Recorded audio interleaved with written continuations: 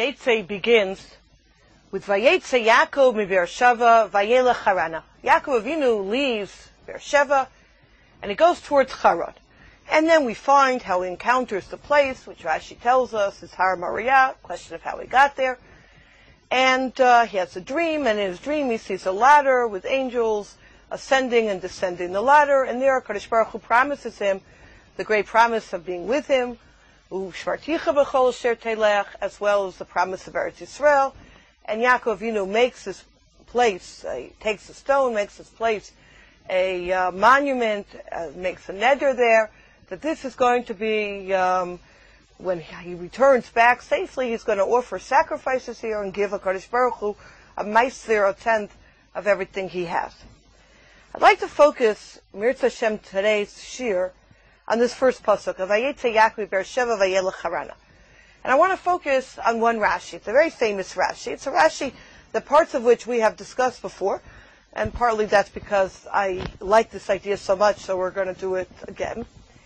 And I hope that we can learn from this shir, Mirza Hashem, today, how one Rashi, how what seems to be a simple Rashi is again teaching us so much of Yesodos of life, and that's the message that everything in life, every Rashi, every pasuk, is replete with so much energy and so much understanding, and it's our job to uncover it, and our job to be able to learn from it, and to, more particularly, to grow from it. Let's look at Rashi. Rashi is in the Art Scroll, quotes it in source number 2. Vayeitzei Yaakov Beersheva. Yaakov departed from Beersheva. For the purposes of the narrative, it would have been sufficient to say merely that he went to Haran. Right? We know that he left Beersheva. We know from the previous parak. Just say, Vayedle Harana. Right? Vayistav Raglav, he lifted his feet, he went to Haran. Why is it necessary for us to know Vayeitzei Yaakov Beersheva? Now, obviously, there are a lot of answers to this question. Right? Some of Farshim speak about how Yaakov Avinu was living by his parents, who were maybe in Hebron at that time, and he went down to Beersheva like his father did to see whether Hashem was allowing him to leave Eretz Yisrael, because in Beersheva his father was told, Shchom Ba'aretz Hazot, live in this land. And that's why there are many approaches. But let's assume that no, that Yaakov Avinu and Yitzchak Avinu and Rivka Imenu were all living in Beersheva. And we know he left from Beersheva. What does this come to teach us? So Rashi says, therefore the sages infer that Yaakov's departure from Beersheva had a significance of its own. Vayeitzei Yaakov Beersheva is teaching us an idea in its own right. A righteous person's departure from a place, osa roshem, leaves a void, makes an impression. As long as a tzaddik lives in a city, he constitutes its glory, its splendor, its beauty. After he departs, its glory, splendor, and beauty depart with him. So Rashi teaches us that why do I need to know Vayeitzei Yaakov Beersheva, that Yaakov left Beersheva? To teach us that his glory, his splendor, his beauty left with him. And that a tzaddik imbues these characteristics with him, and it's most powerfully felt when a tzaddik leaves, then these things are bereft in a city. That's Pshuto Rashi. That's a simple understanding of Rashi.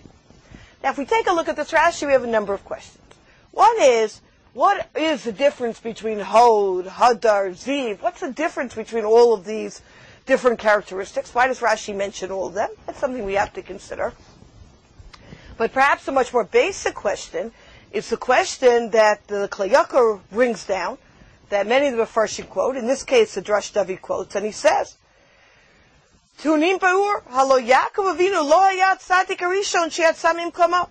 If you want to teach me that a tzaddik has such power, that when a tzaddik leaves a place, it makes an impression, so why am I learning it by Yaakov Avinu, the third of the Avos? We know Avraham Avinu left places, and we know Yitzchak Avinu left places. And how come we don't find it there? Like, for example, Vayelech Yitzchak HaPlishtim El Avimelech Plishtim Guara. Why doesn't it mention it there?